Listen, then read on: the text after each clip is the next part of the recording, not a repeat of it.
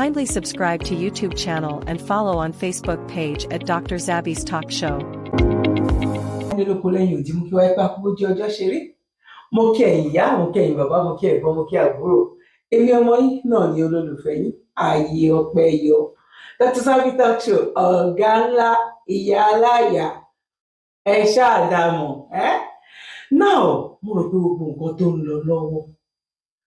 Orí wo la fẹ́ pẹ́lẹ́ yìí? Àti wípé ṣé ẹ̀ ń wáìn mi ni? You dey wáìn mi? Ṣó dẹ̀ wáìnì mi ni? You dey wine me? Ó dàbí pé wọ́n hà tí fíìmù. Bó ó lè jẹ́ reality, ó dẹ̀ lè jẹ́ kí ni? Ẹ ṣàmọ̀ lẹ́yìn nǹkan tó bá jẹ́ reality kí ló tún lè jẹ́. Mo máa gbé wa débẹ̀. Bọ̀ kó tó di pé mo gbé wa débẹ̀. Ká tiẹ̀ kọ́kọ́ sáré lọ wo eléyìí náà lórí nǹkan tó ń fa gbòósgbà wípé Donald Trump ó ń bọ̀ tàbí kò bọ̀. Táwa kan dúró lórí wípé àní ẹ má sọ pé mo tún mú wa padà lọ sẹ́yìn o. Ó ní point kan tí mo fẹ́ fàyọ. Ó ní fídíò kan tí mo fẹ́ ká gbọ́ mi báyìí. Táwa kan dìde wípé aláwọn people yìí ṣe politics ló fi Africa ṣe. Politics ni àní lẹ́yìn ìgbà yẹn èèyàn mélòó ló ti wá kó? Èèyàn mélòó l'Amẹ́ríkà ti wá gbà sílẹ̀? Now, ẹ jẹ́ kí sáré jẹ́ ká wùjọ wo nǹkan tí ọ̀gbẹ́ni tó sọ ń bí báyìí. Ìyẹn lè má fi mọ̀ wípé tí Amẹ́ríkà, UK, France, gbogbo wọn bẹ́ẹ̀ yẹn tó bá sọ̀rọ̀, kò yẹ kó lè máa dájà sílẹ̀ láàrin àwọn ọmọ kóòtù òjìrì. Báwo làwa ṣe fẹ́ kúrò nínú oko ẹrú? Òun ló yẹ kó máa dùn wá, ló yẹ kó máa jọ wá lójú. Bọ̀ wípé lágbájá kan sọ pé òun bọ̀ yìí. Politics náà ṣe kí ni?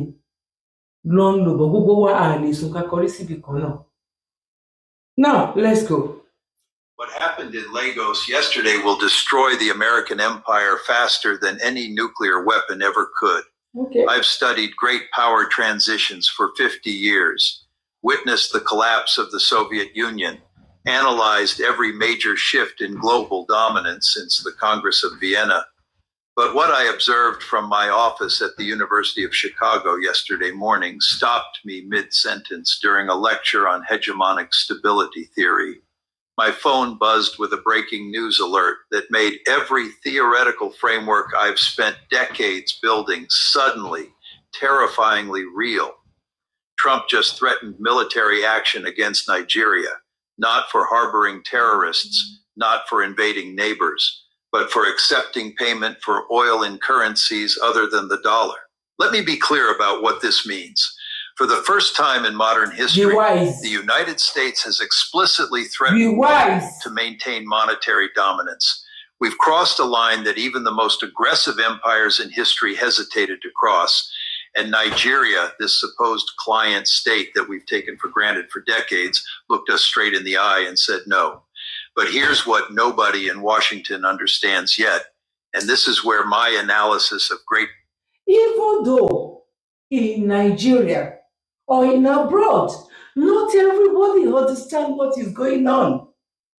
Because someone will be Donald Trump, no, ẹ jẹ́ kó máa bọ̀, ẹ jẹ́ kó máa bọ̀. Ẹ jọ̀ọ́ ṣé kò tí ì dé náà? Ṣé kò tí ì dé? Oh my God. Well, gbogbo wa kọ́ la máa gbọ́. Gbogbo wa náà dẹ̀ kọ́ la máa gọ̀. Now, ẹ jẹ́ ká tẹ̀síwájú. Èwo ni mo ní ká jọ gbéyẹ̀wò lọ́jọ́ títí òní? Torí èyí tí a rí yìí, ó yà wá lẹ́nu wípé ṣé sáìtì ló ń ṣe ni tàbí nǹkan míì ló ń ṣe. Bọ̀ kó tó di pé a débẹ̀, kí ló ń dùn àwọn aráàlú òyìnbó? Báwo lọ̀rọ̀ yìí, báwo ló ṣe mú wá lóminú? Báwo ló ṣe ń kọ wá lóminú? Báwo ló ṣe ń dùn wá? Kí ló fà á? Báwo ló ṣe rí bẹ́ẹ̀? Nǹkan tó fà á máa gbé wá fún yín sí. Ọmọ ní wàhálà aráàlú òyìnbó, ṣé wàhálà yín ò wá pọ̀ ni? Tàbí báwo ló ṣe, kí ló ń ṣẹlẹ̀ gangan? Ẹ jẹ́ ká sáré wo fídíò yìí.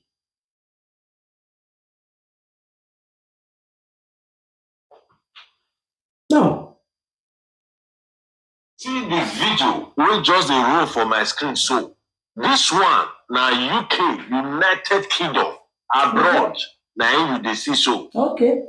You see this cage where they see so now human being, black people like me and you, now they for inside those cages, so where they see. Okay. And some white people also wait for straight.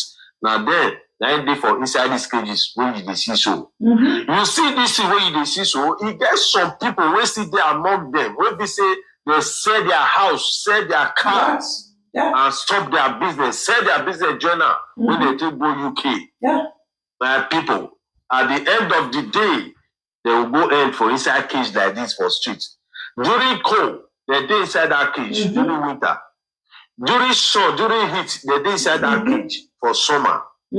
My people, even as rain dey fall, even as rain dey fall, they dey for inside that cage. Just imagine the height of suffering where these people they go through for UK. Not the only UK, not the whole abroad. You get the one when I do the other day, where you see the what will happen for America, France, and some other part of the world. Yeah. My people, make I just leave you, make you watch small for inside this video. Make we call it a day. Watch the video. Okay. It's 2025, people. 2025. This is Manchester. It's Manchester. 2025, 25 years ago. Well, I've lived in this tent for 6 months. I hope you have seen exact. Now, how much Nigeria to know one way on the longer. But she wa ní Canada, ta wà l'America, ta wà káàkiri nìyẹn. Ìyẹn ló ẹ máa fi rí wípé àwa kan why tí ọ̀rọ̀ yìí why tó ń ká wa lára why tó jẹ́ wípé ó mú wa lára ju nǹkan míì lọ. Ó ní ilé làbọ̀ sí mi oko bọ̀ tán jẹ́ kó rí bẹ́ẹ̀ mọ́ jẹ́ kó jẹ́ ilé làbọ̀ sí mi oko mọ́.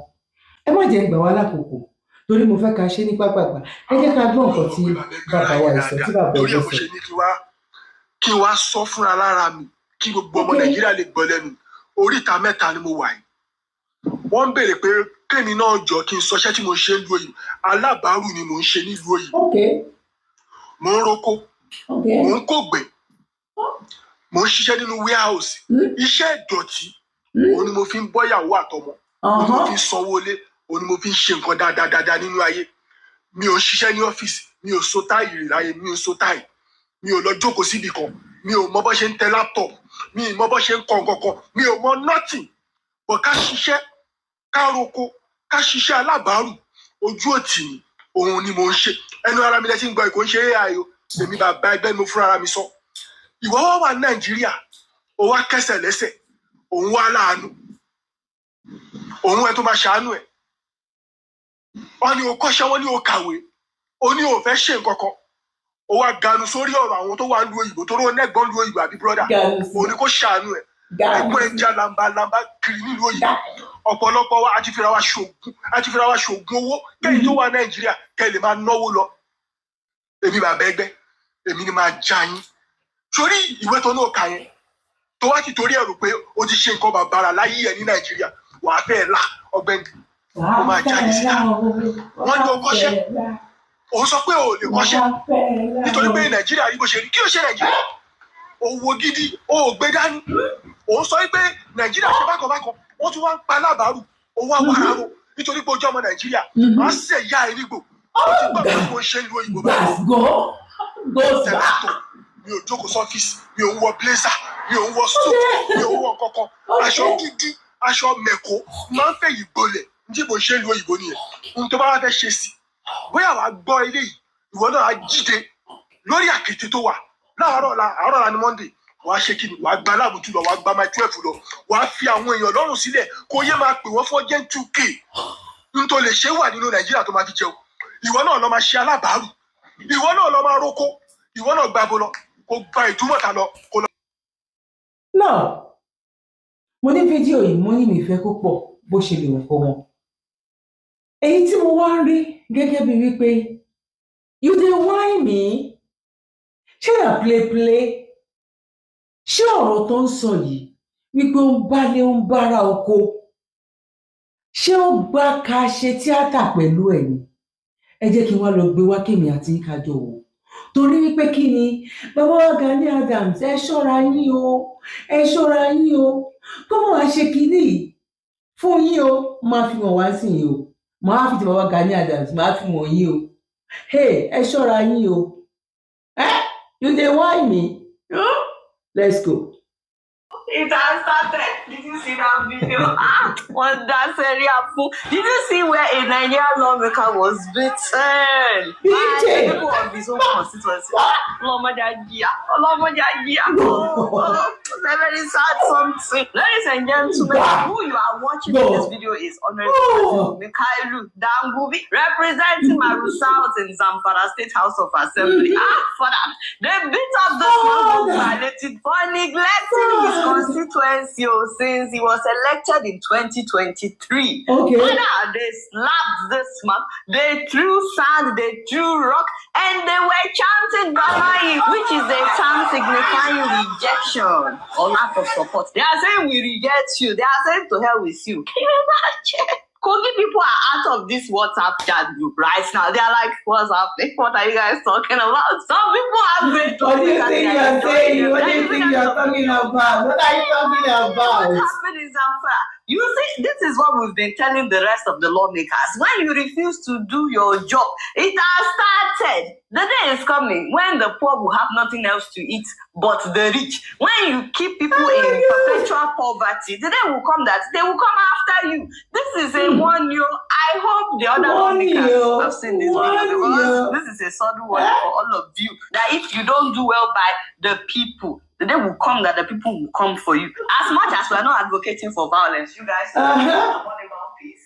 And we pity the lawmaker at the same time.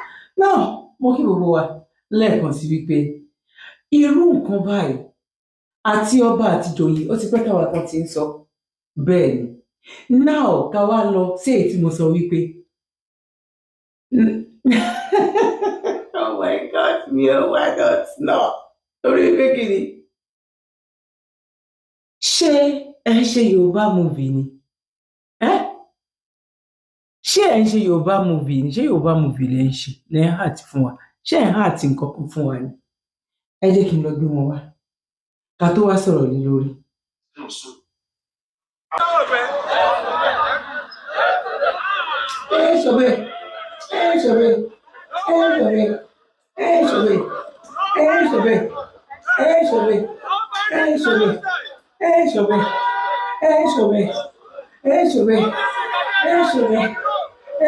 Báyìí fẹ́rẹ̀ Fúlàní lọ ní.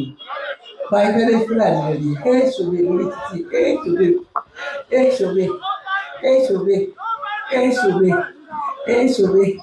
Èmi like exercise ní tèmi.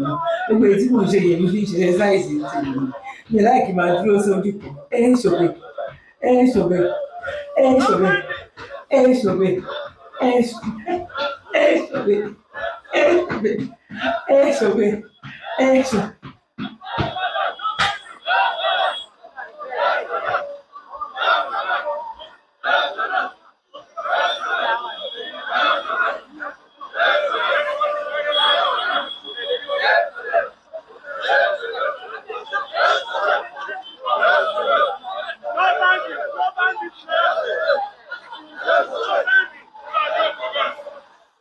Ṣé you dey whine me ni? Ṣé you dey whine me ni? Pé ìṣòbè pẹ̀lú bandit lọ́sàn-án gan. How will you buy wake up now? Ẹ jẹ́ ká wake up now. Ìṣòbè lọ́sàn-án gan. Ìṣòbè láti wọ inú igbó lọ pẹ̀lú àbí kí ló ṣe wá gbogbo náà? Ṣé wọ́n máa wò wá ràn ní ẹyẹ yìí? Ṣé wọ́n máa wò wá ràn ní? Kí ló ń lọ? What's wrong with you people? What's wrong with you people?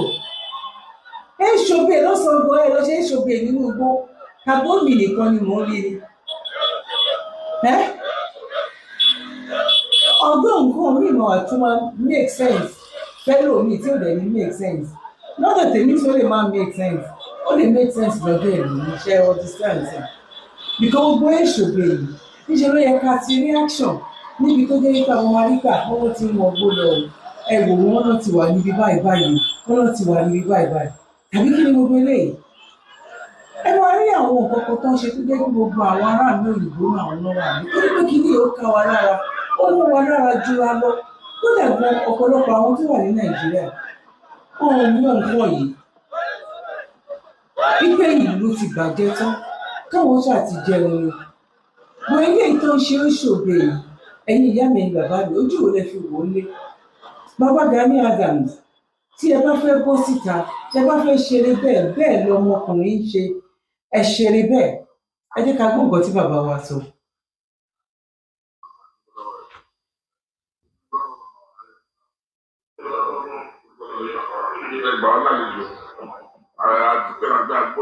Agbọ́dọ̀ wà ní láti máa kí bàbá wa ní mo fẹ́ because èyí kọ́ ni bàbá dúdú tilẹ̀ Yorùbá láti kékeré wa ẹjọ́ níjà ìjọba láti kékeré èyí kọ́ bàbá yìí tó tiẹ̀ ti bẹ̀rẹ̀ sọ́ọ̀bù àwọn ti wà pẹ́ẹ́pẹ́ tó gbé àti sọ́ọ̀bù lọ Yorùbá ẹgbẹ́ ìjà Yorùbá ló wà ní ọjà títí tí wọ́n tó délé ni tó adigunlọ́ ní bàbá ló fẹ́ káàbọ̀ ẹ̀ṣẹ̀ gan ẹ̀dí ọ̀pọ̀ fún alágbára náà ẹ̀jẹ̀ nígbà gbọ̀dọ̀ alágbára náà ẹ̀ṣẹ̀ wà kíṣù ọlọ́rọ̀ fún ìwádìí alágbára náà ìgbọ̀dọ̀ ìgbésí dùn ìṣẹ̀lẹ̀ Yorùbá ọlọ́run àdúró tilẹ̀ ẹ̀ṣẹ̀ tí ẹ̀ṣẹ̀ lágbára náà àǹfààní jẹ́ fún wa láti wá lóyún àdúgbò dé ìtàlẹ̀ yìí ló ń mú gbogbo àwọn ọ́fíìsì everywhere. now bàbá wa àti UK wọn ti lọ àwọn tó lọ láti UK títí ay àti bẹ́ẹ̀ lọ tán lọ fún conference yìí adúpẹ́ lọ́wọ́ wọn gbogbo nǹkan tó ń mú wa ní ọkàn náà ni wípé báwo ni ìran wa báwo ni fẹ́ kọ́ nínú ọkọ̀ ẹrú adúpẹ́ lọ́wọ́ àwọn tá a dìde àwọn tó ń gbójú jáde àtàwọn tó ń gbójú jáde bó ṣe báyìí ló kàn wípé ṣòbè lórí títì ẹ̀yin ọba lọ́ba yìí níjòyè asọ́sọ́sọ́sọ́ nígbà tó jẹ́ pé ẹ gbọ́ wa ni ẹ ṣì ń ṣe mítìn ṣó dìgbà tí gbogbo ìlú bá da oró mọ́ yín lórí ṣó dìgbà tí ìlú bá da oró mo ní tó bá jẹ́ àwọn òkè ọya ni wọ́n máa ti wá nǹkan kan ṣe sí kínní àwọn máa ṣe ní mítìn wọ́n máa ṣe mítìn níwọ̀nba wọ́n dẹ̀ máa bẹ̀rẹ̀ action bọ́ àwọn ọmọ Yorùbá torí pé kí ni ẹnu wa ò kí ń kò that is the problem.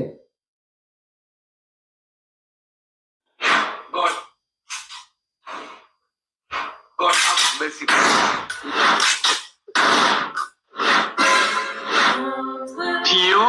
Tio?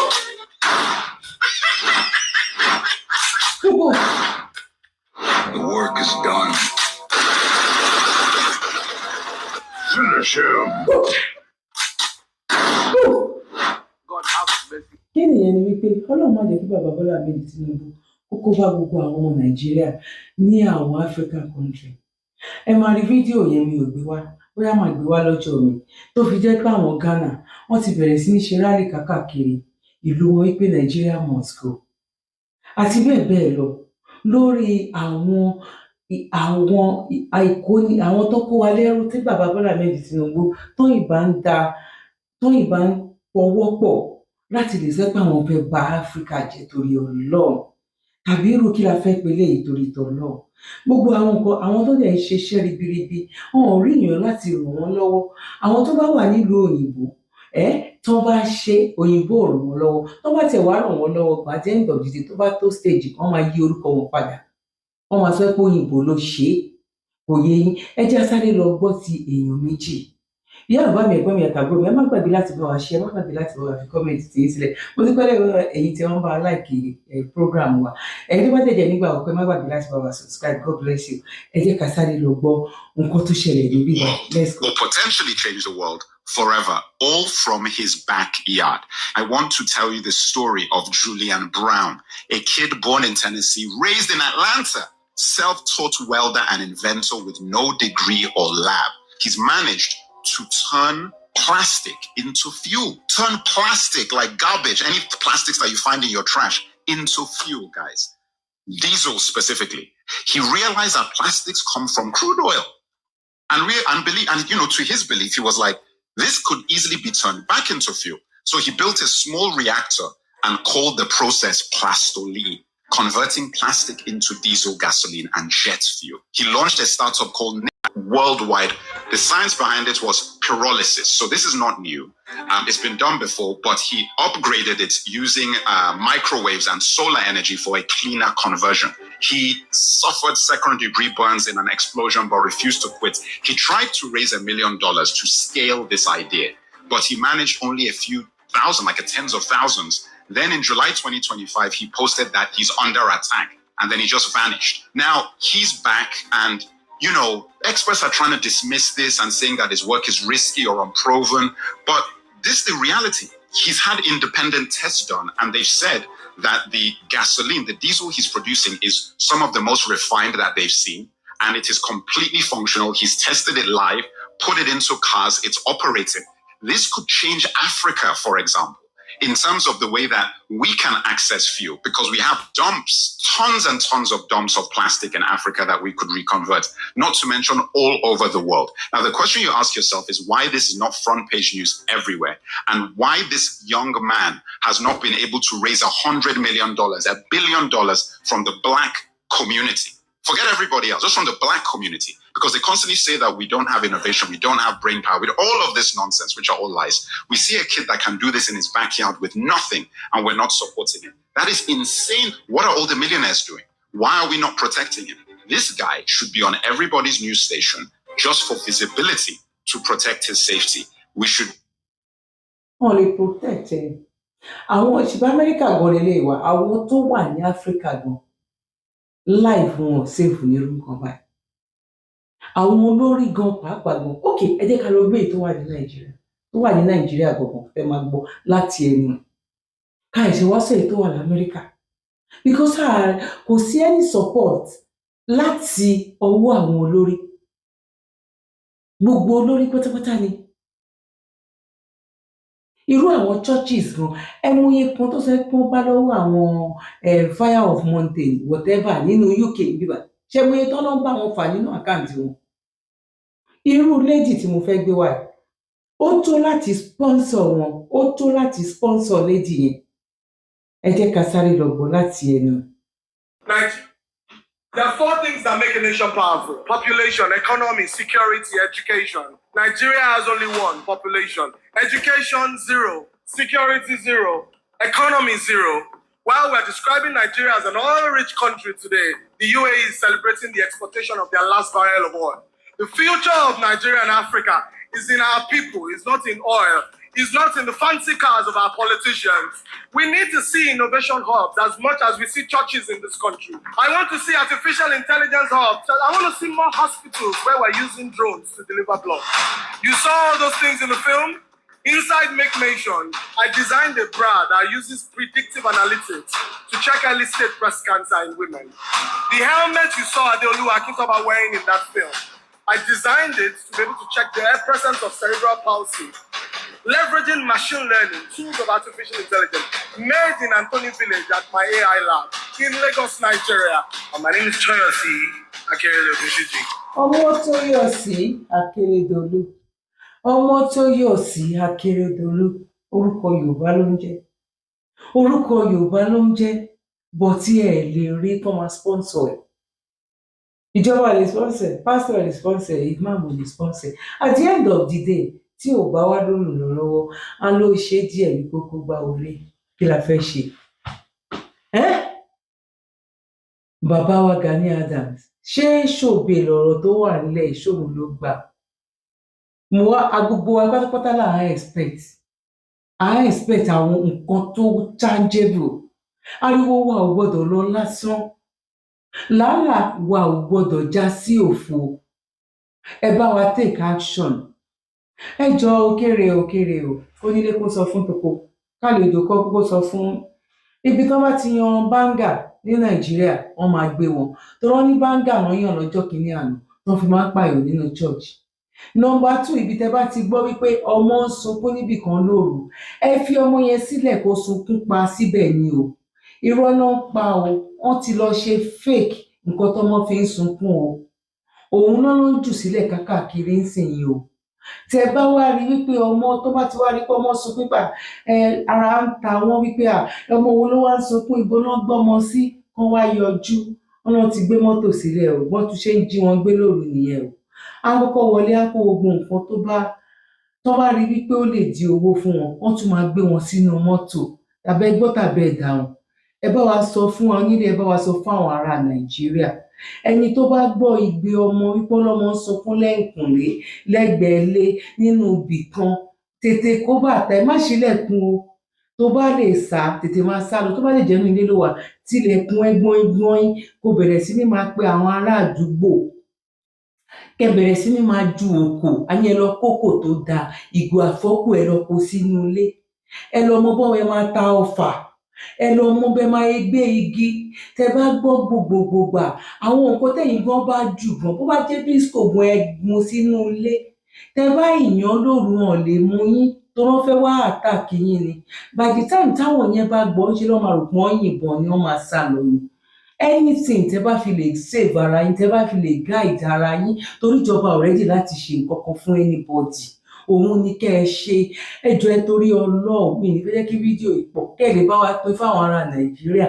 Tẹ́ bá gbọ́ wípé ọlọ́mọ ń sunkún, fake náà ń ṣe ń sìn yín o, ọmọ kọ́ ló ń sunkún o, bèbí tó ń ṣe fake ohun ọmọ kékeré sí ni, òun náà ń jù káàkiri sí, òun náà tún fi ń gbé wọn o, òun náà fi ń gbé wọn lọ o. Ẹ sọ fáwọn ọmọ ní Nàìjíríà, ẹ má yin báńgà nínú Christmas New Year yìí o, kó má lọ ṣe Christmas and New Year nínú kirikiri nínú ilé ẹjọ́ o. A lè ní báńgà nínú ilé o láti fi gáìdì ara wa o. Tó bá di gbàgbó tó lóko tó ní ìgò àfọ́kù, wà ṣàdé ní nǹkan kan tó máa yìn ta láti lè jẹ́ kán sá lọ. Èmi náà ni ọmọ yín, olólùfẹ́ yín, Ayéọpẹ́yọ Dr. Talk Show, ọ̀gá ńlá ìyáláyà. Ṣàlàáfíà ni mo bá yín, àlàáfíà lèmi náà wà ní. A kò palẹ̀ mọ́ ọdún ayọ̀ la máa ṣe lágbára lọ́wọ́ Ọlọ́run. Ojú òní tì wá, ọ̀rọ̀ wa ò ní dojúrú. Gbogbo mo fẹ́ wa, Elédùmarè á bá wa fẹ́. Gbogbo mo kọ wa, Elédùmarè á bá wa kọ. Ìgbà wo ló máa jẹ́? Èmi ò mọ̀. Àkókò wo ni mi ò mọ̀, bọ̀ kí ni mo mọ̀? Mo mọ̀ pé ní agbára lọ́wọ́ Ọlọ́run, ìran mi a máa kúrò nínú oko ẹrú.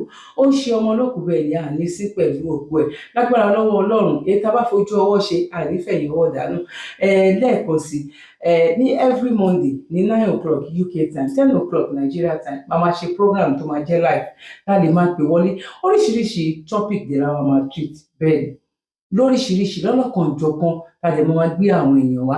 Tẹ́ bá dẹ̀ ní topic tẹ́ fẹ́ treat náà, tẹ́ fẹ́ wá sí orí platform mi láti lè sọ wípé ẹ pè mí kájọ gbé yẹ̀wò. Very simple one. Tẹ́ bá dẹ̀ fẹ́ gbójú jáde gan, but tẹ́ bá ní àwọn nǹkan tó jẹ́ pé àwọn èèyàn náà lè jàǹfààní, torí pé mélòó gan làwa tá à ń sọ̀rọ̀ yìí. Àìmọye àwọn ọlọ́gbọ́n tán wà nílé tán fi làákàyè bá wa lọ. Tẹ́yìn náà bá fẹ́ bá wa sọ ìdí kan sí ìdí kejì, ibikíbi tẹ́ bá wà lágbàáyé, àwọn àlègbè yín wọ studio, gbogbo ayé dẹ̀ máa wò wá, àtàwọn tó fẹ́ pè wọlé náà. Ẹ jẹ́ kí n pe nọ́mbà mi, +44 74 83 87 6337, +44 83 87 6337. Now, bí bàrà máa mi tó wá sókè sí lọ́jọ́ títí èmi náà ṣì ni ọmọ yín, olólùfẹ́ yín, ọ̀gá ńlá Dr. Talk Show. Ẹ gbà síbẹ̀, á ṣeré o. Bye for now, one love.